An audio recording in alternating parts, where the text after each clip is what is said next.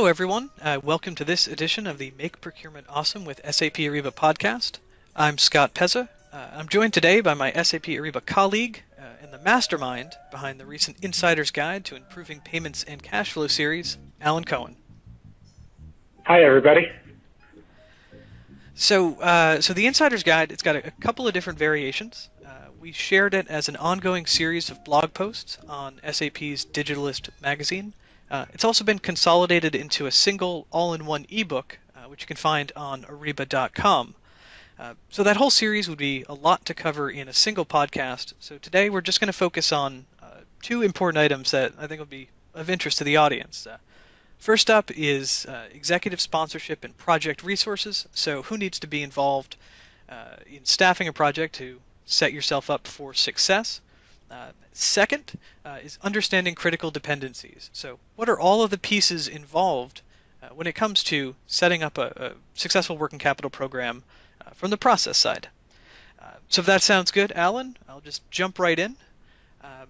I'm interested in your perspective on who really needs to be involved in some of these working capital programs. Who needs to be at the table, who needs to be involved, so that you start things off on the right foot and you have the right pieces in place? Sure. I think the most important thing is to have a strong executive sponsor. Usually that's the CFO. Sometimes it's the treasurer or the chief procurement officer.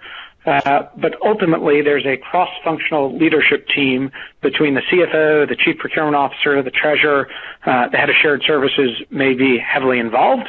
And underneath that leadership group is a project team. And I think the most important person on that is the program manager. And that's somebody who has very good communication skills, strong business knowledge, able to move the needle to get results. And he or she is supported by leads across procurement, treasury, accounts payable, and IT. All right. So it sounds like a good team setup. Let's just take a minute and think about who contributes what when it comes to the project. So we think about executive sponsorship. What do they bring to the table? They're probably not involved in weekly meetings. They're certainly not doing any coding. But why is it that having that sort of exec level sponsorship is so important? Yeah, because the executives are setting the priorities for the company. At the end of the day, are they doing this initiative to free up cash or generate income to build new plants or build new stores or invest in R&D or acquire companies or pay down debt, increase dividends? So they're taking a very strategic look at working capital and the cash conversion cycle.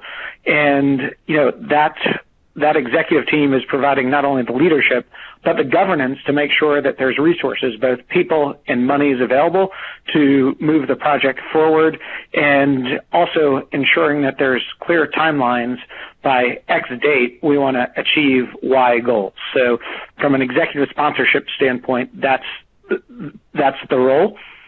When you get into the program management side of things, that person who I mentioned who's going to be driving things day to day, it's coming up with the strategy. It's one thing we want to say we want to free up $50 million or $100 million in working capital or earn $5 million in early payment discounts.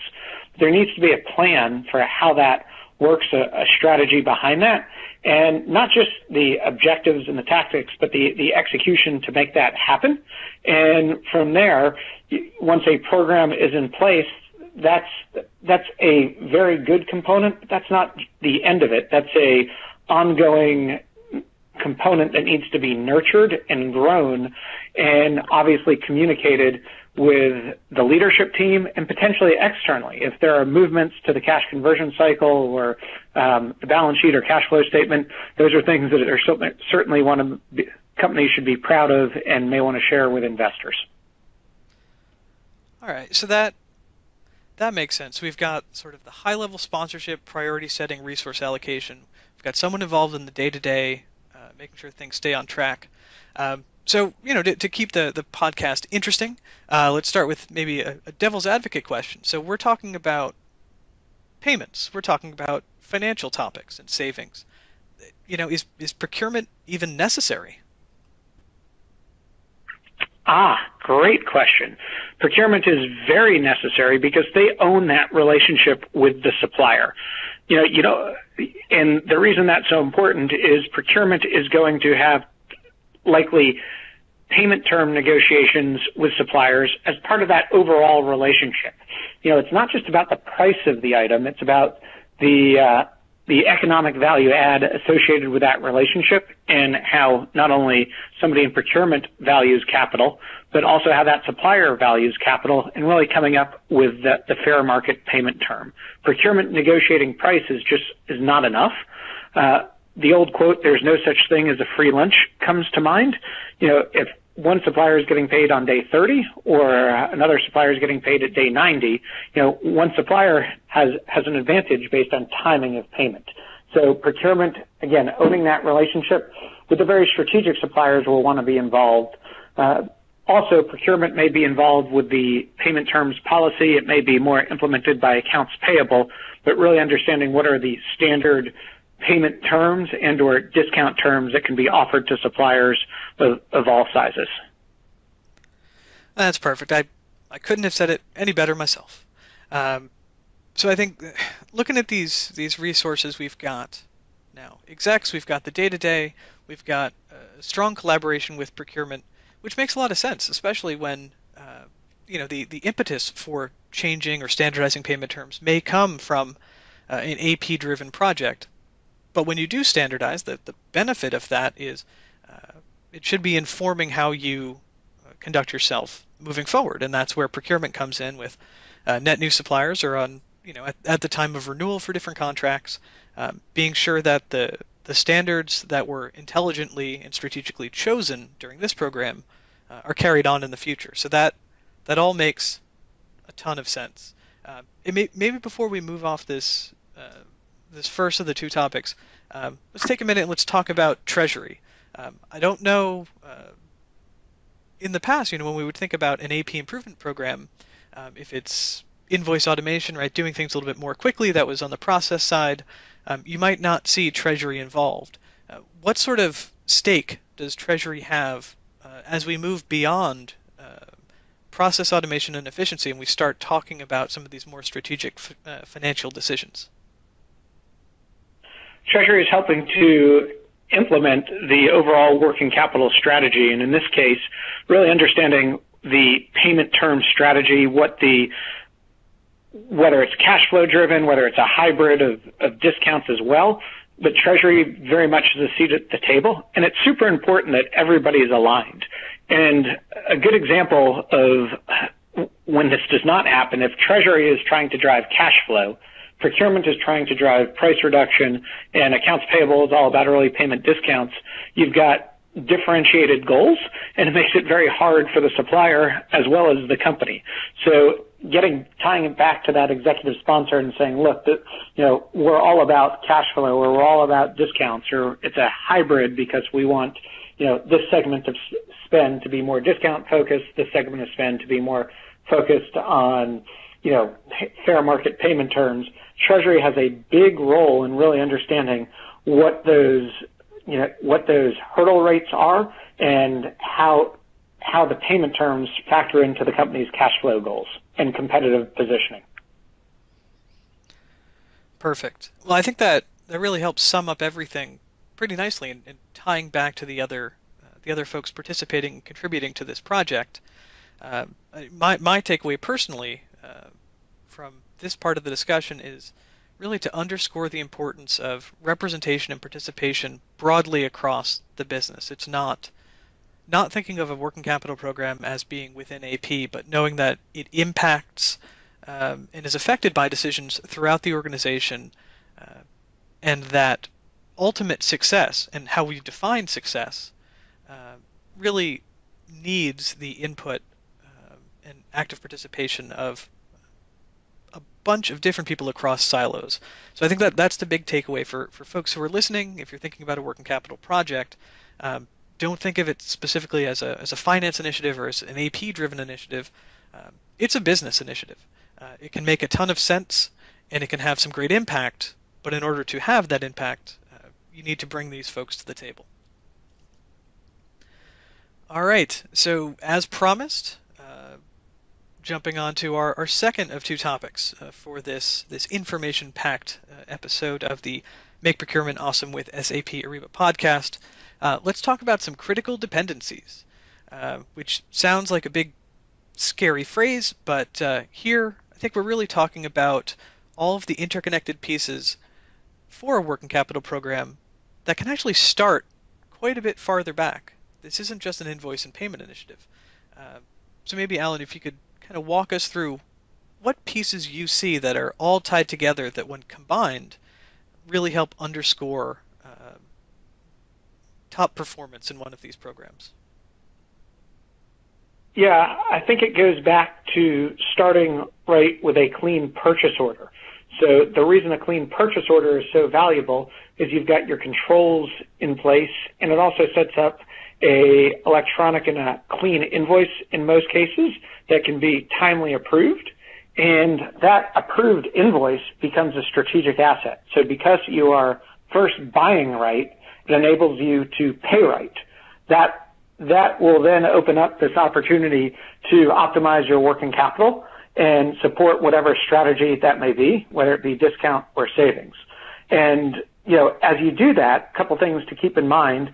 One is the importance of communication. It should be super important to your company that everybody understand the big picture goals of this, not necessarily at a very detailed level, but, a day of working capital, we can fund research and development of a new drug, or 2 days of working capital and we can open up 5 new stores. Whatever that metric is that people can relate to as to why this is important, that becomes very important across the company.